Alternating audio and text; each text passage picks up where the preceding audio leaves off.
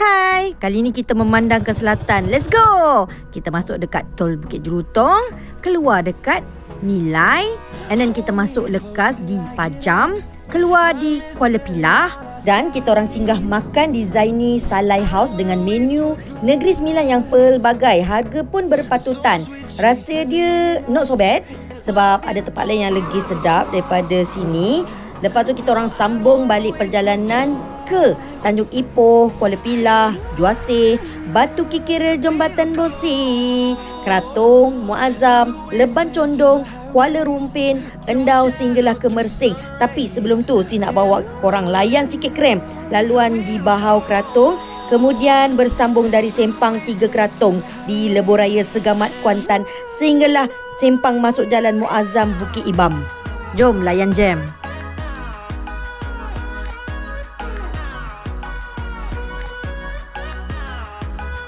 Di sinilah baru lengang menuju Simpang 3 Leban Condong, lebih kurang 55 km jauhnya. So, dari Simpang 3 Leban Condong, di sini, kita orang menuju ke Mersing Merlin Inn cuma tinggal 75 km saja lagi. Total keseluruhan perjalanan sekadar 365 km saja untuk hari ini.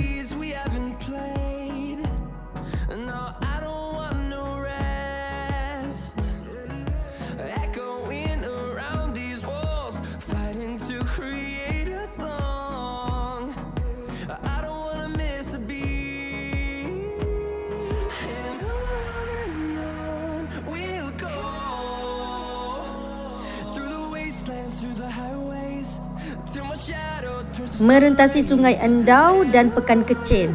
Okey, dah jom. Lepas ni kita layan perjalanan ke Mersing pula. Corner tapi sedikit bumpy.